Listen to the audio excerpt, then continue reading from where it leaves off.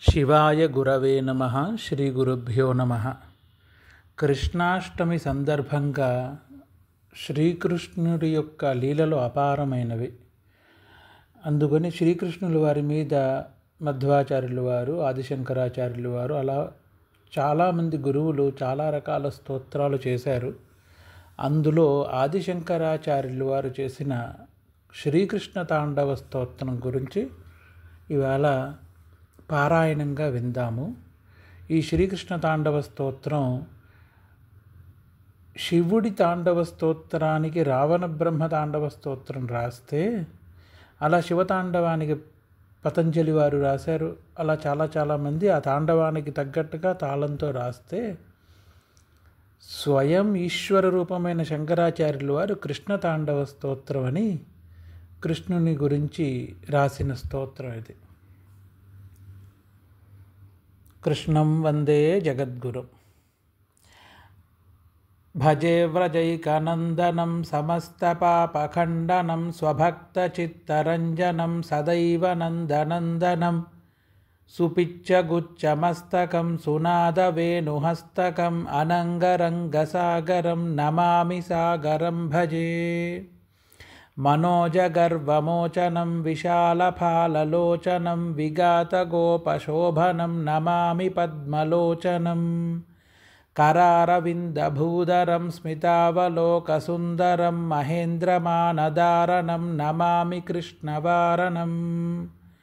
కదంబసూనకుండలం సుచారుగండమండలం వ్రజాంగనైకవల్లభం నమామి కృష్ణదుర్లభం. యశోదయా సమోదయా సకోపయా దయానిధిం హ్యులూఖ్యలే సుదుస్సహం నమామి నందనందనం. నవీనగోపసాగరం నవీనకేలిమందిరం నవీనమేఘసుందరం భజే వ్రజైకమందిరం. సదైవ పాదపంకజం మదీయమానసే నిజం దరాతి నందబాలకः సమస్తభక్తపాలకः. సమస్తగోపసాగరీ హ్రదం వ్రజైకమోహనం నమామి కుంజమధ్యగం ప్రసూనబాలశోభనం. దృగంతకాంతలింగనం సహాసబాలసంగినం దినే దినే నవం నవం నమామి నందసంభవం. గుణాకరం సుఖాకరం కృపాకరం కృపావనం సదా సుఖైకదాయకం నమామి గోపనాయకం. సమస్తదోషశోషణం సమస్తలోకతోషణం సమస్తదాసమానసం నమామి కృష్ణబాలకం.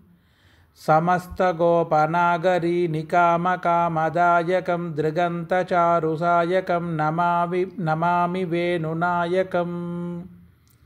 భవో భవావతారకం భవాబ్దికర్ణధారకం యశోమతే కిశోరకం నమామి దుగ్ధచోరకం. విముగ్ధముగ్ధగోపికా మనోజదాయకం హరిం నమామి జంబుకాననే ప్రవృద్ధవన్నిపాయనం. యథా తథా తథైవ కృష్ణ సర్వదా మయా సదైవ గీయతాం తథా కృపా విధీయతాం. ఆదిశంకరాచార్య విరచిత శ్రీకృష్ణ తాండవ స్తోత్రం సంపూర్ణం.